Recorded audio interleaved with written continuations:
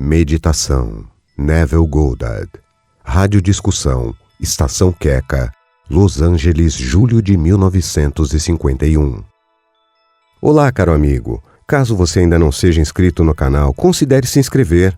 Curta, comente e compartilhe. Isso é muito importante para o meu trabalho e para você não custa nada. Gratidão. Muitas pessoas me dizem que não conseguem meditar. Isso me parece um pouco como dizer que elas não conseguem tocar piano depois da primeira tentativa. A meditação, como em toda arte ou expressão, requer constante prática para resultados perfeitos. Um pianista verdadeiramente ótimo, por exemplo, sentiria que ele não pode tocar o seu melhor se perdesse um dia de prática. Se perdesse uma semana ou um mês de prática, saberia que até mesmo sua audiência mais leiga iria reconhecer suas falhas. Assim é como a meditação. Se praticarmos diariamente com alegria nesse hábito diário, nos aperfeiçoamos a meditação como uma arte. Acredito que esses que reclamam da dificuldade na meditação não fazem dela uma prática diária, mas sim esperam até que alguma coisa preocupante apareça em seus mundos e então, através de um ato de vontade, tentam prender suas atenções no estado desejado. Mas eles não sabem que a meditação é a educação da vontade. Porque quando a vontade e a imaginação estão em conflito, a imaginação invariavelmente ganha. Os dicionários definem a meditação como prender a atenção de alguém em algo, como planejar na mente, como elaborar e ensinar, envolver-se em pensamentos contínuos e contemplativos. Um monte de coisas sem noção tem sido escrito sobre a meditação. A maioria dos livros sobre o assunto não leva o leitor a lugar nenhum, pois eles não explicam o processo de meditação. Tudo aquilo a que a meditação se resume é uma imaginação controlada e uma atenção bem sustentada. Simplesmente focalize a atenção em certa ideia até que ela preencha a mente e expulse as outras ideias para fora da consciência. O poder da atenção demonstra a certeza de uma força interior. Nós precisamos nos concentrar na ideia a ser realizada, sem permitir qualquer distração. Esse é o grande segredo da ação. Se a atenção vagar, traga-a de volta para a ideia que você deseja realizar e faça isso de novo, até que a atenção se torne imobilizada e produza uma fixação sem esforço na ideia apresentada. A ideia deve prender a atenção, deve fasciná-la, por assim dizer. Toda meditação termina finalmente com o pensador, e ele descobre que é o que ele mesmo concebeu. A atenção indisciplinada de um homem é o servo de suas visões ao invés de seu mestre. Ela é capturada pelos assuntos urgentes em vez dos importantes. No ato de meditar, assim como no ato de adorar, o silêncio é a nossa glorificação mais alta. Deixe-nos manter nossos santuários silenciosos, porque neles as perspectivas eternas estão preservadas. Dia após dia, semana após semana, ano após ano, em ocasiões nas quais não permite a interferência de ninguém, eu determinei a mim mesmo atingir o domínio da minha própria atenção e imaginação. Eu procurei maneiras de tornar mais seguramente minhas aquelas luzes mágicas que surgiram e desapareceram dentro de mim. Eu gostaria de evocá-las à vontade e de ser o mestre das minhas visões. Eu me empenharia em manter a minha atenção em atividades do dia em inabalável concentração para que, por nenhum momento, a concentração fosse reduzida. Isso é um exercício, um treino para aventuras mais elevadas da alma. Não é um trabalho fácil. O trabalho do lavrador, trabalhando nos campos, é de longe mais fácil. Impérios não mandam legiões tão rapidamente para impedir uma rebelião, quanto tudo que está vivo em nós apressa as vias nervosas do corpo para frustrar nosso humor meditativo. A bela face de alguém que amamos brilha diante de nós para nos afastar das nossas tarefas. Antigas inimizades e medos nos cercam. Se nós somos tentados por essas visões, nós descobrimos, depois de 1 hora de meditação, que nós fomos seduzidos. Nós abandonamos nossa tarefa e esquecemos aquela firmeza de atenção que tensionávamos atingir. Que homem existe que tem controle completo de sua imaginação e atenção? Uma imaginação controlada e atenção estabilizada, firme e repetidamente focada na ideia a ser realizada, é o começo de todas as operações mágicas. Se ele persiste em meditação por semanas e meses, mais cedo ou mais tarde, cria em si um centro de poder. Ele entrará em um caminho onde todos podem viajar, mas onde poucos fazem jornada. É um caminho dentro de si mesmo, onde o pé primeiro vacila em sombras e escuridão, mas que depois se torna brilhante por uma luz interior. Não é necessário dons especiais ou genialidade. Isso não é concedido a qualquer indivíduo, mas ganhado através da persistência e prática da meditação. Se ele persistir, as cavernas escuras do seu cérebro se iluminarão e ele estabelecerá, dia após dia, a sua hora diária de meditação, como se estivesse mantendo um compromisso com uma amante. Quando isso acontece, ele emerge para dentro de si mesmo como um mergulhador. Após muito tempo debaixo d'água, sobe para respirar o ar e ver a luz.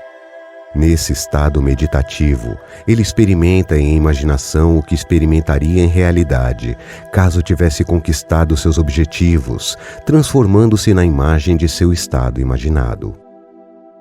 A única prova religiosa que vale a pena fazer é se ele é de origem verdadeira, se nasce nas consciências mais profundas de um indivíduo, se é fruto de experiência, ou se é qualquer outra coisa, ou o que seja. Essa é a minha razão para falar para vocês do meu último domingo em Los Angeles sobre a verdadeira atitude religiosa. Qual é a sua atitude religiosa?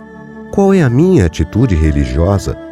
Eu falarei sobre esse assunto no próximo domingo de manhã, às 10h30, como convidado do Dr. Bales.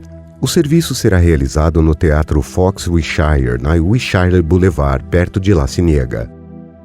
Eu me empenharei em mostrar para vocês que os métodos de conhecimento mental e espiritual são totalmente diferentes, pois nós conhecemos uma coisa mentalmente olhando para ela do lado de fora, comparando-a com outras coisas, analisando-a e definindo-a, enquanto nós apenas podemos conhecer uma coisa espiritualmente se tornando isso. Nós devemos ser a coisa em si, e não apenas falar sobre ela ou olhar para ela. Nós devemos estar apaixonados para saber o que é o amor. Nós devemos ser como Deus para saber o que é Deus. A meditação, assim como o sono, é uma entrada para o subconsciente. Quando você orar, vá para seu quarto, feche a porta e ore a seu pai que está em secreto. Então seu pai, que vem em secreto, o recompensará. A meditação é uma ilusão do sono, que diminui as impressões do mundo exterior e torna a mente mais receptiva às sugestões do interior. A mente em meditação está em um estado de relaxamento parecido com o sentimento obtido logo antes de dormir. Esse estado foi lindamente descrito pelo poeta Keats na Ode to a Nightingale. É dito que assim que o poeta se sentou no jardim e ouviu o roxinol, ele caiu em um estado o qual descreve como uma dormência sonolenta machuca meus sentidos, como se cicuta tivesse bebido. Então, depois de cantar sua ode ao roxinol, Keats se pergunta o seguinte: isso foi uma visão ou um sonho desperto? A música some, eu acordo ou durmo? Essas são palavras de alguém que viu algo com tamanha vividez ou realidade que ele se pergunta se a evidência de seus olhos físicos agora pode ser acreditada. Qualquer tipo de meditação em que nos retiramos para dentro de nós mesmos, sem fazer muito esforço para pensar, é um afloramento do subconsciente. Pense no subconsciente como uma maré com fluxo e refluxo. No sono, ela é uma maré enchente, enquanto em momento de total vigília, a maré está em seu fluxo mais baixo. Entre esses dois extremos está qualquer número de níveis intermediários. Quando estamos sonolentos, sonhando, embalamos em sonhos suaves, a maré está alta. Quanto mais despertos e alerta nos tornamos, menos a maré afunda. A maré mais alta, compatível com a direção consciente dos nossos pensamentos, ocorre logo antes de adormecermos e logo depois de acordarmos. Uma maneira fácil de criar esse estado passivo é relaxar em uma cadeira confortável ou em uma cama. Feche seus olhos e imagine que você está com sono, muito sono, muito sono. Haja precisamente como se fosse agir se fosse tirar uma soneca. Ao fazê-lo, você permite à maré do subconsciente subir para uma altura suficiente e fazer sua suposição específica efetiva. Quando você tentar isso pela primeira vez, pode descobrir que muitos tipos de contrapensamentos tentam distraí-lo, mas se você persistir, você atingirá um estado passivo. Quando esse estado passivo é atingido, pense apenas em coisas boas. Imagine que você está agora expressando o seu ideal mais alto, não em como você irá expressá-lo, mas simplesmente senti-lo aqui e agora. Que você é o nobre que deseja ser. Você o é agora. Transforme o seu ideal mais alto em realidade ao imaginar e sentir que você é assim agora. Eu acho que toda felicidade depende da energia para assumir o sentimento do desejo realizado, de assumir a máscara de outra vida mais perfeita. Se não pudermos imaginar a nós mesmos diferentes do que somos e tentarmos assumir aquele ser mais desejável, não podemos nos aplicar uma disciplina, ainda que possamos aceitar a disciplina de outros. A meditação é uma atividade da alma. É uma virtude ativa, e uma virtude ativa, a diferença de uma aceitação passiva de um código, é teatral.